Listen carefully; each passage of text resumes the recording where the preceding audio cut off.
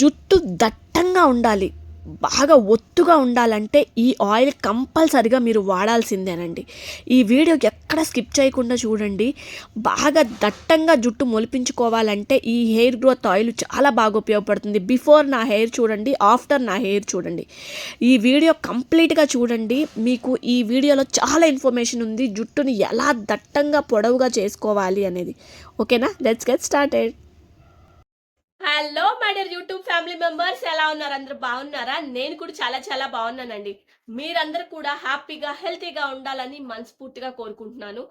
Yes, hair fall దీనికి ప్రధాన కారణం ఏంటో తెలుసా?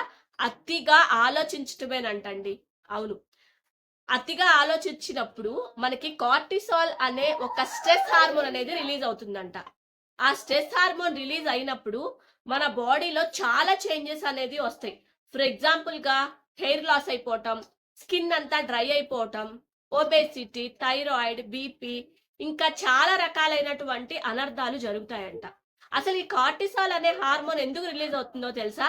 నిద్రలేమి కారణంగా, కెఫైన్ ఎక్కువగా తీసుకోవటం, మన లైఫ్ స్టైల్ సరిగ్గా లేకపోవటం, ఆల్కహాల్ కన్జంప్షన్ ఎక్కువగా ఉండటం, అతిగా ఆలోచించటం, mobile phones, laptops, late night నిద్ర, ఇవన్నీ కూడా ప్రధాన కారణాలంట.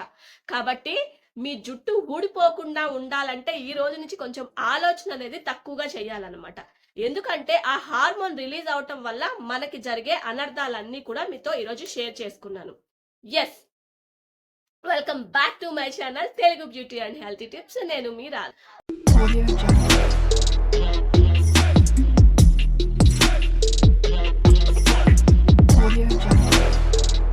ఓకే గాయ్స్, మనం హెయిర్ లాస్ అవ్వకుండా ఉండాలంటే ప్రధానంగా ఒక ఆయిల్ ని ఎక్కువగా యూజ్ చేయాలంట. ఆయిల్ ఏంటి అంటే క్యాస్టర్ ఆయిల్. ఈ క్యాస్టర్ ఆయిల్ ని ఎందులోనైనా సరే డైల్యూట్ చేసుకొని వాడటం వల్ల హెయిర్ గ్రోత్ అనేది చాలా బాగుంటుందంట. వెనకటి రోజుల్లో జుట్టు లేని వాళ్ళందరూ కూడా క్యాస్టర్ ఆయిల్ ని ఎక్కువగా యూజ్ చేసేవాళ్ళు. అంటే ఆముదం నూనె అనమాట. కొబ్బరి నూనెలో కానీ, ఆలివ్ ఆయిల్లో కానీ, ఆల్మండ్ ఆయిల్లో కానీ కొంచెం అంత క్యాస్టర్ ఆయిల్ ని 2 డ్రాప్స్ వేసి అప్పుడు హెయిర్ కి ఆయిల్ అప్లికేషన్ చేసుకోండి. దీనివల్ల హెయిర్ గ్రోత్ అనేది చాలా బాగా పెరుగుతుందంట. ఓకే గాయస్, ఈ రోజు నేను మీకు ఒక మంచి the best hair growth oil ని తీసుకొచ్చేసానండి.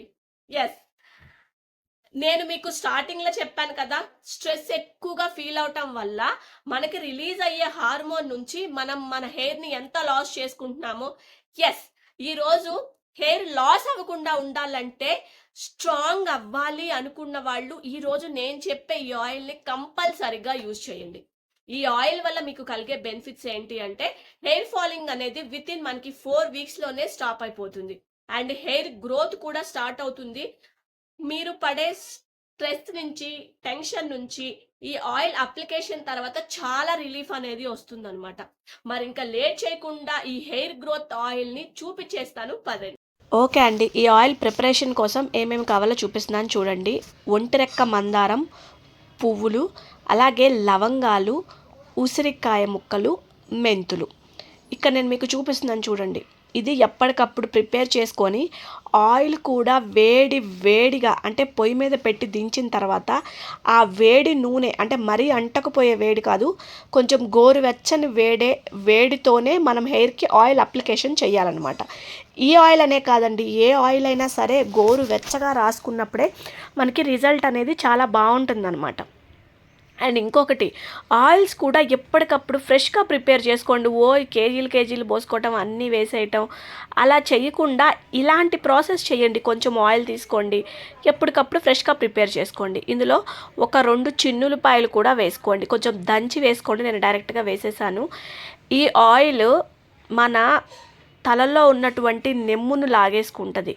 అలాగే స్ట్రెస్ నుంచి చాలా కామ్ అవుతాం మనం. మన బ్లడ్ సర్క్యులేషన్ చాలా బాగుంటుంది.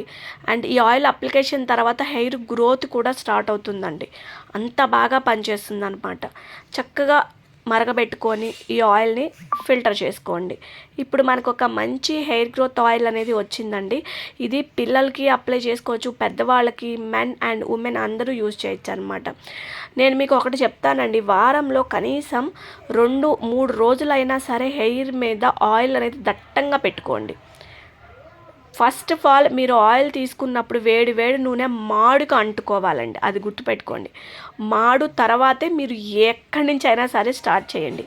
బాగా మాడు మీద కొద్దిగా వేడి వేడి నూనె వేసి దాన్ని కొంచెం సేపు బాగా మసాజ్ చేయండి. హీట్ ప్రొడ్యూస్ అవుతుంది అనమాట. హీట్ ప్రొడ్యూస్ అవ్వాలి.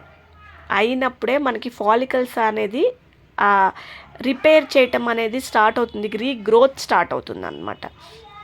మీకు తెలుసో లేదో అండి, పేను కొరుకుడు మీద జుట్టు రావాలన్నా ఒంటరెక్క మందారం వేసి బాగా హీట్ ప్రొడ్యూస్ చేసి బాగా రుద్దుతారు. హీట్ ప్రొడ్యూస్ అవ్వాలి, గుర్తుపెట్టుకోండి.